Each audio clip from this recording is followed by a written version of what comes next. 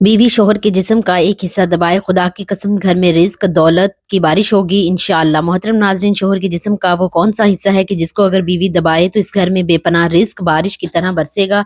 और नबी करीम सल्लल्लाहु अलैहि वसल्लम ने रिज्क में इजाफे के लिए कौन सा बाकमाल अमल बताया है जिसको करते ही सहाबा पर रिज्क की बारिश होने लगी। ये तमाम बातें इस वीडियो में तफसील से शामिल की जाएंगी, इसलिए नाजरीन वीडियो को आखिर तक लाजमी देखिएगा। नाजरीन, मेरी आज की वीडियो खास खवातीन के लिए है जो कि शादीशुदा हैं। शोहर के हिस्से को दबाने से घर में इतनी दौलत आती है कि जितना मर्जी खर्च कर ले कभी दौलत और रिस्क में कमी नहीं आएगी। आज मैं आपको ऐसा अमल बताने जा रही हूँ खास तौर पर जिसको सुनकर आप इस पर अमल किए बगैर नहीं रह सकेंगी।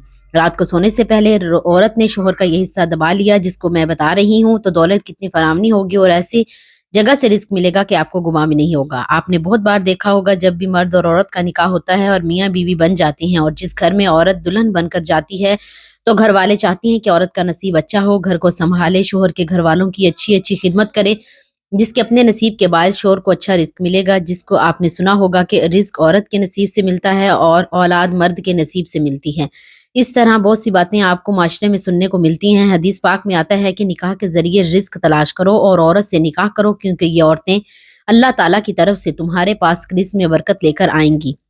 नाजरीन, एक बार एक आदमी आप सल्लल्लाहु अलैहि वसल्लम की खिदमत अक़दस में हाजिर हुआ और अपनी तंग दस्ती की शिकायत की और कहा कि मैं बहुत तंग दस्त हूँ और गरीब हूँ, मेरे पास खाने के लिए कुछ नहीं है, मेरी गुर्बत नहीं जाती। तो हुजूर पाक सल्लल्लाहु अलैहि वसल्लम ने फरमाया, तुम पर लाजिम है कि तुम शादी कर लो, यानी निकाह कर लो। निकाह एक ऐसा रिश्ता है जिसमें अल्लाह ताला ने बहुत बरकत और तरक्की रखी है।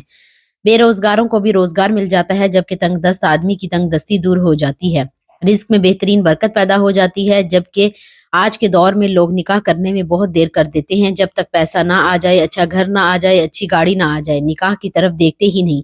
हजरत आयशा रजी अल्लाह ताला अन्हा से रवायत करती हैं कि रसूलुल्लाह सल्लल्लाहु अलैहि वसल्लम ने फरमाया कि औरतों से निकाह करो, वो तुम्हारे लिए माल लाएंगी, यानी इनके आने से अल्लाह ताला माल में बरकत देगा। जहेज लाना मुराद नहीं, औरत हमेशा ये चाहती है कि इसका शोहर घर में इतनी दौलत लाए जो कभी खत्म ना हो।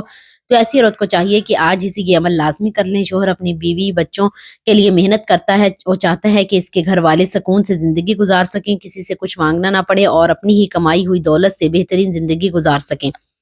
दूसरी तरफ कुछ ऐसे शोहर भी होते हैं जिन्हें अपनी बीवी और बच्चों की कोई परवाह नहीं होती। ऐसे मर्द जिंदगी भर जलील वख्वार होते रहते हैं और अपनी बीवी और बच्चों की कदर नहीं करते। और अगर शोहर घर में पैसे कम लाता है और इस काम सही तरीके से नहीं चल रहा, कमाई बहुत कम है, तो औरत को चाहिए कि रात को इसके बिस्तर पर जाए और आराम आराम से इसके पाँव दबाना शुरू कर दे। जैसे जैसे वो पाँव दबाए वैसे ही ये पढ़ती रहे, जिसमें अल्लाह रब्बुल इज्जत के दो इसमें मुबारक हैं जो मैं आपको बताने जा रही हूँ। औरत अपने नर्म हाथों से शोहर के पाँव दबाए और साथ साथ इसका विर्द करती रहे जो अल्लाह पाक के दो बेहतरीन इस्माए मुबारक हैं। शोहर के पाँव दबाने के साथ साथ इसका विर्द जारी रखें। मोहतरम नाजरीन, शादीशुदा जिंदगी का एक अहम और फैसला कुन मरहला है, लेकिन शादी सिर्फ मोहब्बत या मबनी नहीं बल्कि इसमें समझौता, एहतराम और एक दूसरे के हकूक की पासदारी भी शामिल है। लेकिन सवाल यह है कि इस रिश्ते को कामयाब कैसे बनाया जाए। कामयाब जिंदगी के असूल जिन्हें अपनाकर आप अपने रिश्ते को मजबूत, खुशहाल और कामयाब बना सकते हैं। नंबर 1, शोहर की खूबियों पर नजर रखे और इसके ऐब और खामियों को नजरअंदाज करती रहे। नंबर 2, तकलीफ उठाकर भी शोहर को आराम पहुंचाने की कोशिश करे। नंबर 3, शोहर से इसकी आमदनी से ज्यादा मुतालबा ना करे और जो मिल जाए इस पर सब्र और शुक्र के साथ जिंदगी बसर करे। शोहर की मुसीबत में अपनी वफादारी का सबूत दे। शोहर किसी मामले में ज्यादती कर बैठे तो वह वेला ना करे बल्कि सलाह और सब्र का रास्ता इख्तियार करे। मेका और ससुराल दोनों घर वालों को अपने समझे, सबकी इज्जत का ख्याल करे। पड़ोसियों और मिलने जुलने वाली औरतों के साथ खुश इखलाकी और शराफत का बर्ताव करे। दीनी तालीम आबाद करे और हकूकुल इबाद और करती रहे। ससुराल में कोई कड़वी बात कर दे तो जवाब में खामोश रहे और शोहर से शिकवा शिकायत करके झगड़े का सामान ना करे। शोहर के माँ बाप और आने वाले मेहमानों को बोझ और मुसीबत ना समझे बल्कि अपने घर के अफराद समझे हुस्न सलूक से पेश आए। घर आबाद रखने और पुरसकीन जिंदगी गुजारने के लिए समझदारी से काम लेना बहुत जरूरी होता है। बोलने की जगह पर खामोश रहना और खामोश रहने की जगह पर बोल पड़ना बहुत सी मुश्किलात खड़ी कर देता है। लिहाजा अगर कोई मसला हैंडल ना हो रहा हो तो ये रास्ते खुद ब खुद बनते हैं। बहस इसमें ये कि कोशिश करके सोच को मस्बत रखे, मुफाहत की पॉलिसी अपनाए और टकराने की बजाय बच कर चलने को कामयाबी समझे। यही जिंदगी को पुरसकून गुजारने का रास्ता है। माफी मांगना और माफ कर देना भी समझदारी की निशानी है। लिहाजा कोशिश कीजिए कि ये निशानी आपकी शख्सियत में लाजमी पाई जाए। मोहतरम नाजरीन, औरत को हमेशा याद रखना चाहिए इन खूबियों को अपना कर औरत घर की نوکر یا کسی غلام نہیں بنتی، بلکہ گھر بھر کی عزت، آبرو، سب کی نظر میں ادب کی حقدار اور بہت سارے معاملات میں ملکہ کی حیثیت اختیار کر جاتی ہے۔